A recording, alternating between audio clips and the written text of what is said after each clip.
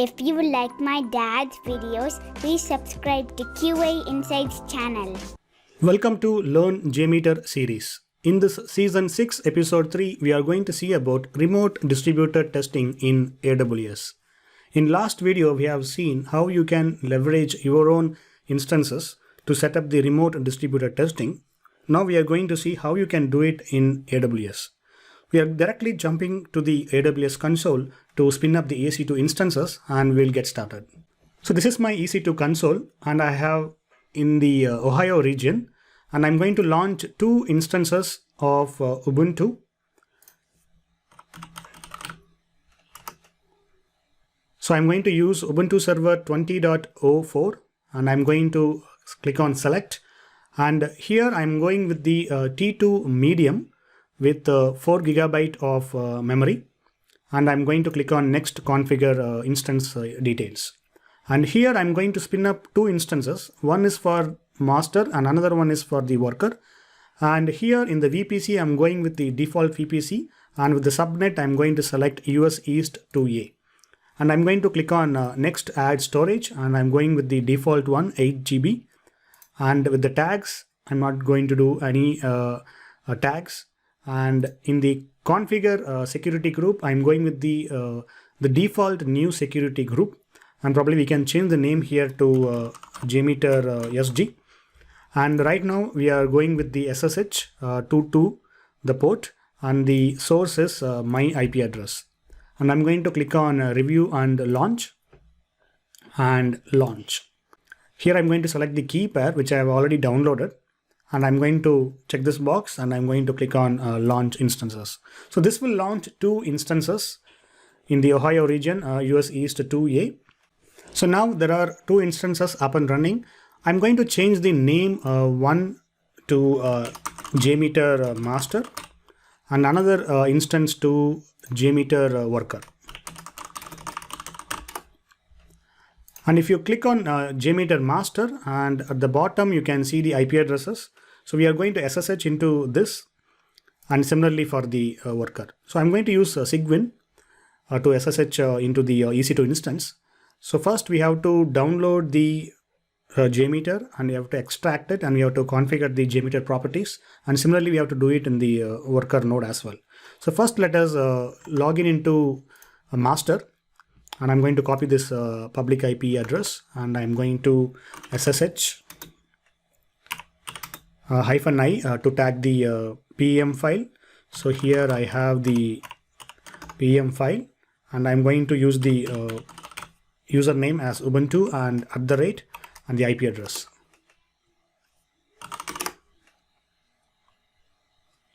Okay, now we have successfully logged into the master Ec2 instance. Okay, now let us launch the another terminal instance to log in into the worker instance. First, let us change directory to the folder where we have stored the PEM file.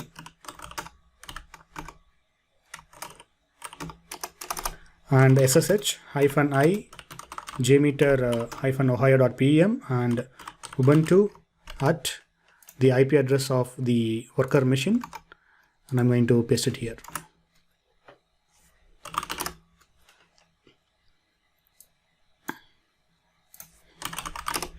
So in the right side we have the worker instance, in the left side we have the master instance. First we have to update the Ubuntu OS. Similarly for the worker machine. So now let us install Java.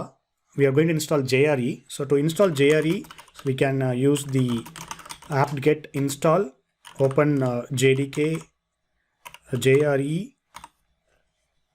-8 -headless. So this will install the JRE of OpenJDK 8 in the headless mode.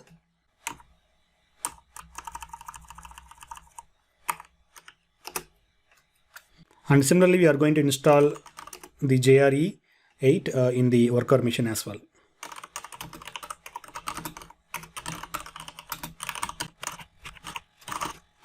Now next step, we are going to download the JMeter in a master and also in the worker. So to download JMeter, first visit JMeter website and copy the link of the zip file. So just click on download releases and right click on the tar file and copy, and go back to master machine and worker machine. So we are going to download the tar file using wget. So now the download has been completed, and if you just do ls, you can see the jmeter.tar file, and here we are going to extract this using tar -xzf, and similarly for the worker.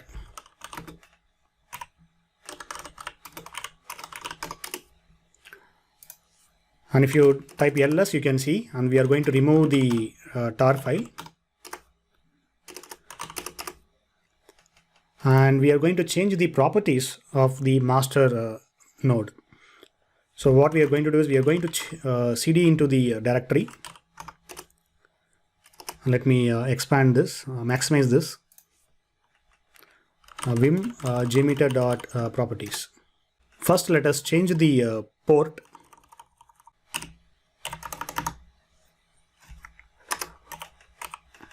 So we are going to use the RMI port as 4000, and also the SSL we are going with the default ones because we are not going to change anything. And we are going to save these changes, and we are going to generate the SSL certificate. To generate the SSL certificate, you can use create RMI keystore.sh, and I'm going with the default value RMI, and rest everything is you can just keep pressing enter key. And here we have to enter yes, and the password is change it all lowercase. So now we have created the key store, and we are going to copy this into the worker machine. So to copy, I'm going to use FileZilla, and before that let us complete the JMeter in our worker machine as well. So this is my worker, and I'm going to clear my screen.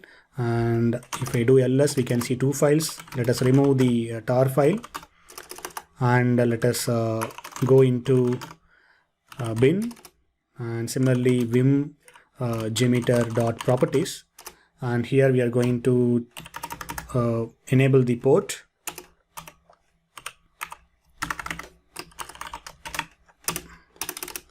and let us start the JMeter server. Before we start the JMeter server, we have to copy the RMI key store into the worker node. As I said, we are going to leverage FileZilla, and here I am going to connect first with the master to download the key store, and then we are going to connect with worker to paste the file. So now go to the site manager, and here in the master we have to enter the IP address of the master IP, and the port is 22, and click on connect. So now go to JMeter folder and go to the bin, and here you can see the RMI underscore key store, and right click download. So just overwrite, because I already have the RMI key store here, so let us override this. And similarly we are going to connect to the worker machine. So go to Ec2 console and copy the public IP address, and here enter the IP and enter the port, and click on connect.